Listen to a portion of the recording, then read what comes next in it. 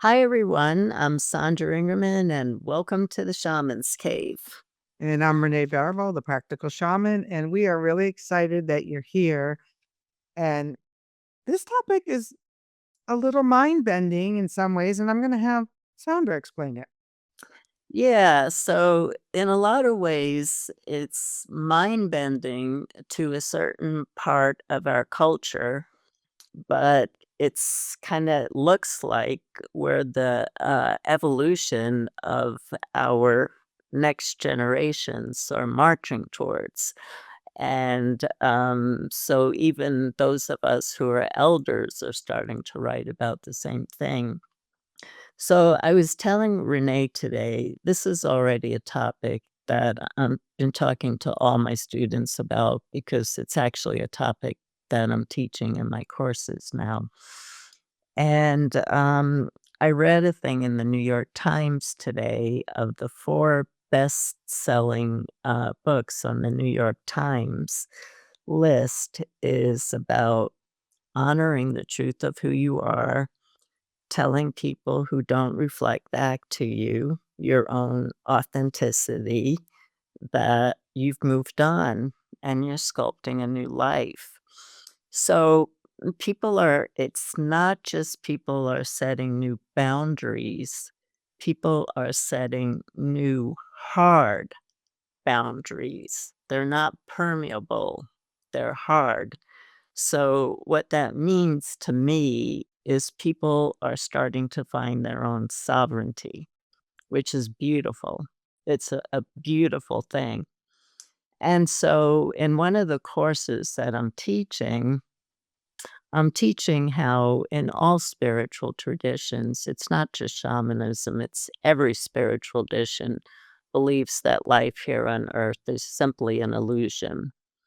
And you can use different metaphors. The metaphor that I like, but there's a million other metaphors you can use, is that due to our upbringing, how we had to how what we had to do to receive love from our parents, our authority figures, we put on a role or costume that we thought people would acknowledge, would see us as normal, would see us as part of society.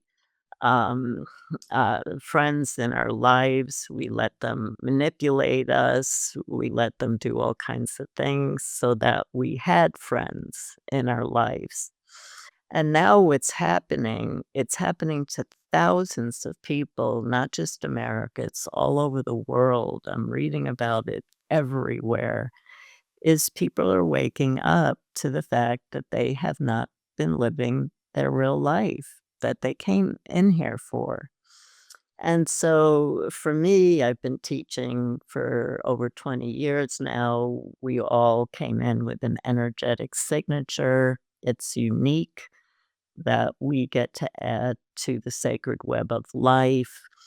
Another metaphor I use that's being used constantly on social media now is that we all came in with a note and that we're part of this gigantic life symphony. And the life symphony really depends on us singing that note we came in here to sing at birth. But we're not singing the note. We're not, putting our energetic signature into the sacred web of life because a lot of us have been trying to get love from other people.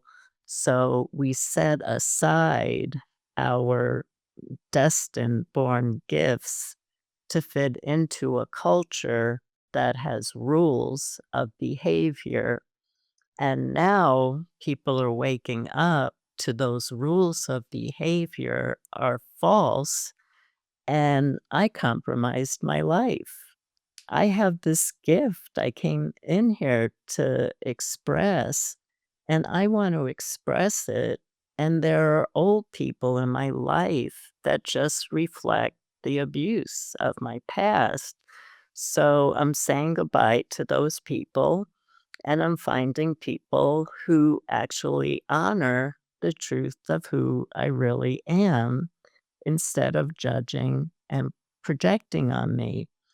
So I feel this is an enormous, beautiful step in the evolution of our culture right now, all around the world, is that people are starting to remember their hidden gifts, their hidden destiny, and they're not willing to compromise anymore.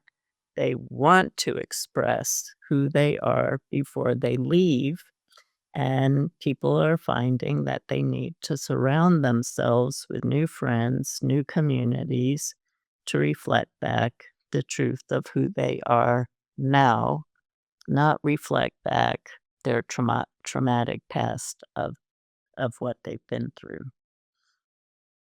That's a long introduction, Renee, I'm sorry. No, that's all right. I think that this idea of, um,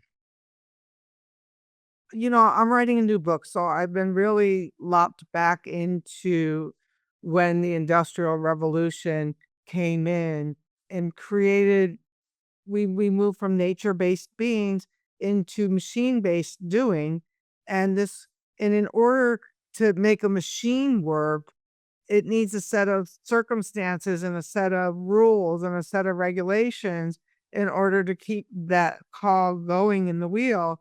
And I believe that some of this is these ideas of how we had to behave as human beings in order to get to the factory every day and do the job we were supposed to do, which got us more and more disassociated and gave us a place where we gave up the control. Like we talked about in the recent one about the control of like going out and being with the plants in your yard as a form of, getting back to your own rituals. But when this culture of us doing, in order for us to get in line for our doing, we had to follow certain rules. And I think a lot of that had to do with putting our energy on things that were really out of our control, accepting people we didn't really like, being subversive to the people who could control us. And I think this is might be the revolution that people are standing up to at this moment. Yeah, it's really big. I've been, I love seeing, those books being shown on the New York Times today, but it's something that I've been teaching, and exploring ever since I was a teenager, because when I was a teenager, I started reading The Course in Miracles. And of course, The Course in Miracles shows us how everything in life is an illusion, that there's actually nothing here. Um, Mhm. and so, if life is an illusion, why are we compromising so much of ourselves? And so, the metaphor that really speaks to me, because I study a lot of the work of Neville Goddard, and, he quotes, Blake a lot and Shakespeare a lot, and so when I wrote Medicine for the Earth back in 2000, the whole metaphor of life is just a play, and we take on a role, and we take on a costume, is a metaphor that really, really, really speaks to me. And so it's the biggest thing I'm teaching in my courses right now is what's the old role and costume you put on to survive in life? And is it time to shed it so that you're not surviving, but you're thriving and you're actually living out your true destiny? And what I'm seeing and what these books are writing about is that it's not just about making new choices and new decisions. It's actually saying goodbye to friends who have been in our lives for years and years and years, but keep judging our choices, keep judging us on some particular level that mirrors back how we were judged by our parents and authority figures. And it's like, enough is enough. It's like I woke up one day and I realized I'm 72 years old, and I realized that I don't think I've had a day in my life where somebody wasn't yelling at me about something. And that's quite the thing to wake up to, you know? So it's like people are at the place, a lot of people in the spiritual community, and I love reading this. But of course, as we find our own way and it's new, sometimes everything comes out explosive when you try something new. Absolutely. Yeah. And so people are telling people to get out of my life. And so we might need to find gentler ways to say it. Right now, people are setting hard boundaries, and I think it's some of the healthiest behavior I think I've ever seen. Hmm. Maybe it started with some of this post-COVID conversation where people couldn't talk about politics. Maybe it's a new natural boundary setting issue around families and politics. A few years ago, I I did something. I had a long 20, 30-year friendship with somebody, and I did something that was displeasing to her. And she told me that her friends told her that she should, I don't know, scrub me from her life was her terms. And I cried for a whole year about like, how could this be where somebody I love so care about so deeply is scrubbing me from her life? And yet now it's about 2 years later, maybe a little longer, and I don't know, maybe it was a gift for me as well, because I don't know if there's healing going on her part, but there certainly has been a lot of healing that's gone on my part where I've gotten to look at myself like, "Well, how am I as a friend?" And, was I not giving her the respect she thought she deserved? And all of these questions that have, forced me to go deeper, which has been really, really eye-opening. But somebody did something this week that's really given me a shift. I got laid off a couple months ago, and one of the things is the unemployment people are training me to be an entrepreneur. And I thought, well, this is a really an interesting thing. And I decided to put my business under the microscope. So Mhm. I applied for the mentor that I wanted, and they gave me the one that I was getting. And I'm like, well, what is this guy about? He does aerospace. What's he going to know about my business? Right. And we had a conversation the other day, and the first thing he said to me, and it's put me on a pause, he said, "Renee, what is your superpower?" Mm. And it kind of goes into what you're saying. This whole thing, like, does this really boil down to not all of the facades that I have out in the world, but what is my superpower? Right. So I did a meditation on that last night, and I'm not ready to share it publicly, but Sure. I got the most surprising answer that really stopped me in my tracks. And I thought like, wow, all of these things that I do are not who I am. Right. Yeah. Yeah. And I love it. And that's what people and that's the beauty of what I'm seeing with so many of the students right now is they're discovering their superpower.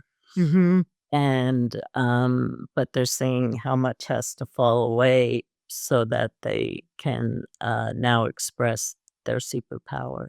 And I think it's a beautiful thing to watch where, we're evolving to as a world culture because as people find I'm just using your words, Okay. their superpower, ISIS talks about it as stop contracting and expand and be willing to look much bigger of who you are, that people are contracting too much inside of themselves and not letting themselves express the truth of who they are. um, think of how we can change the world if people actually stood up and found their sovereignty and who they are and truly expressed it. things would definitely change in our at least first in our communities, and that's a very important start, where people start really showing their gifts, and this is what I have to offer to support my community right now. Absolutely. And and mine is kind of a little reverse because my whole thing is I create because I can.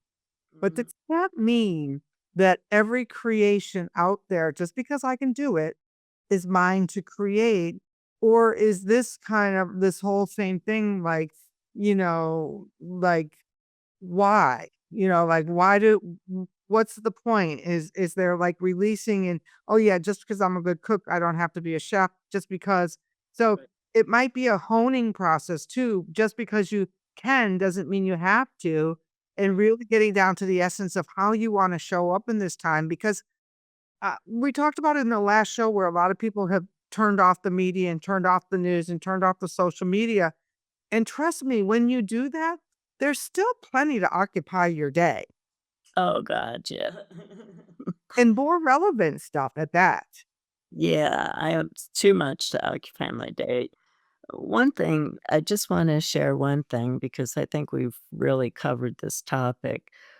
But, there is a shadow side, and so I just wanna let people know about this because it's really important, for us, is that when you start going in because I'm doing it, Renee talked about doing it, I know a lot of people who are doing it right now, and recognizing the shadow side of yourself and how you've been expressing in relationships and how some things are your shadow of how you've been behaving. What can start to happen, and this is just a current that we have to actually fight against. The first thing that comes up is I'm a bad person. And that takes us so far down on the evolution level. It's like every positive thing that you've created in your life to evolve just evaporated. When now you say, "Oh, I'm reflecting on my behavior and I'm an awful person and I don't deserve anything good." That's the first thing that starts to happen for people when they start to reflect um, on their shadow, but the healthy thing to do is to say, "Okay, this has been part of my behavior, but now I know, and I can make a shift because I love myself, and I'm a really good person, and I wanna have a really good life." And so I have to shift how I behave, but I have to do it from a place of self-love. Mhm. Because always we're gonna get hit with our defensive self, that defensive self that wants to, protect ourselves when we are uncomfortable.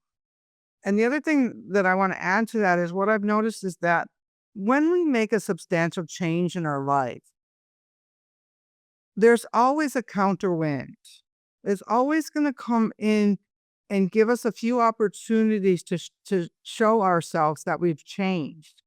So, like, for me, like, I used to have really like, after I'd get really exhausted in the catering, for example, I would have a couple of days where I had a boss who used to tell me, "Today is the stay in your office day, Renee."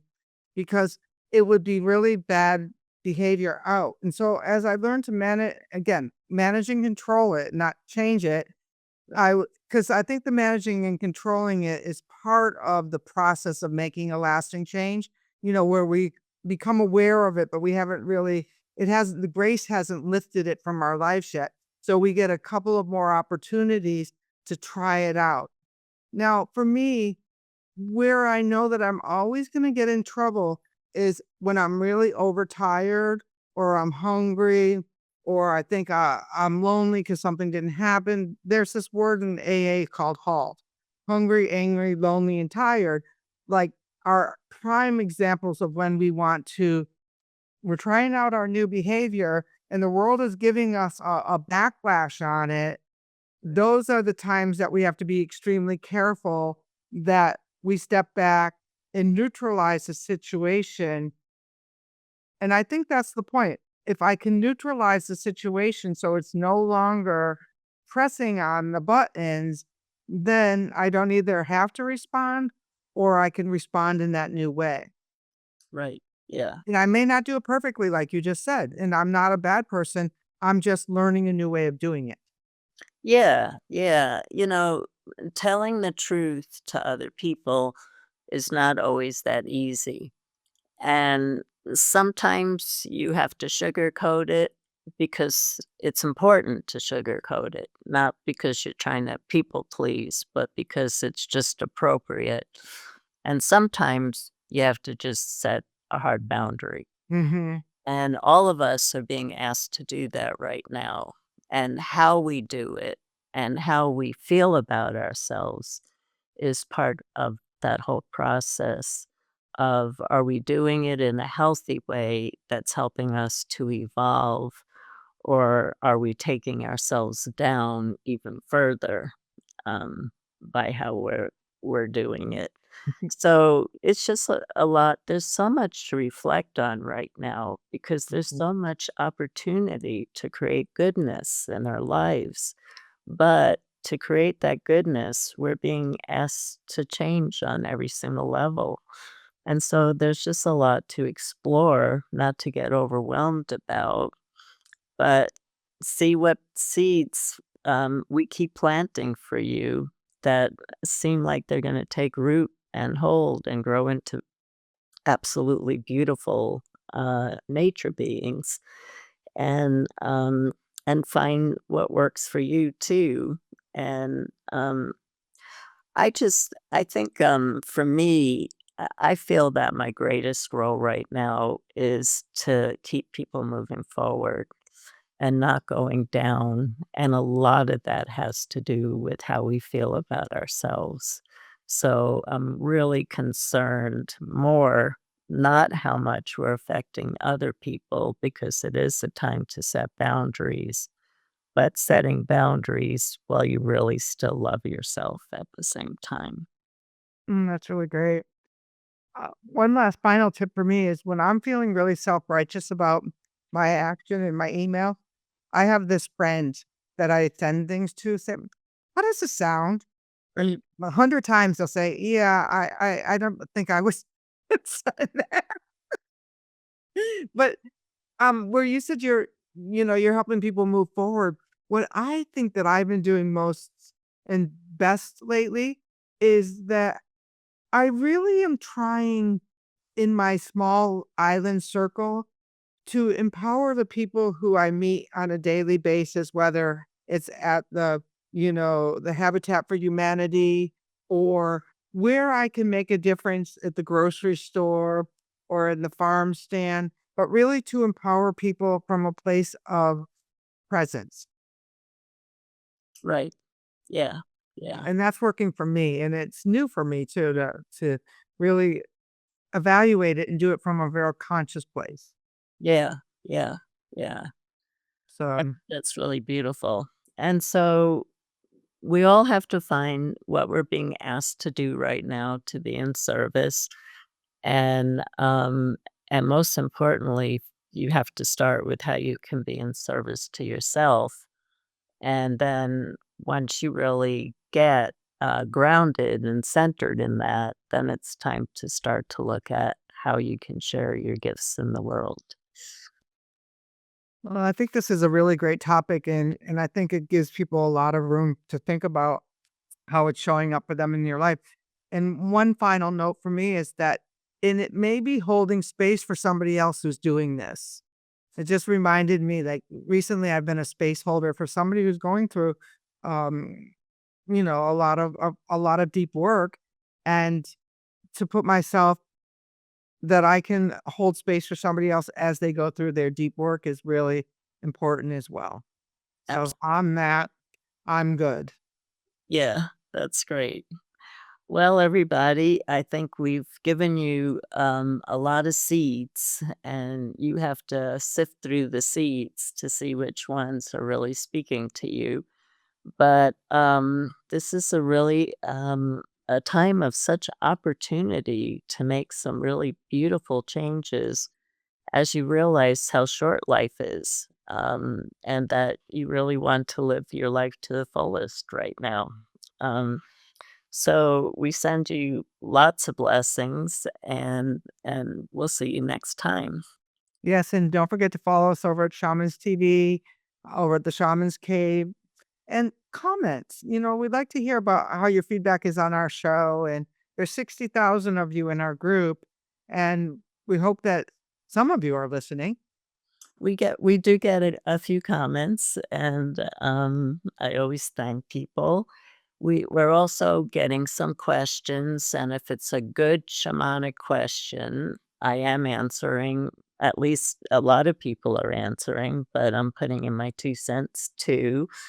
And, if there's a show that you would really love to see us, do a topic, post it on the Shaman's Cave. Post some topics for us that you would like to, have Renee and I talk about. That would be really great. So, sending love and blessings, everyone.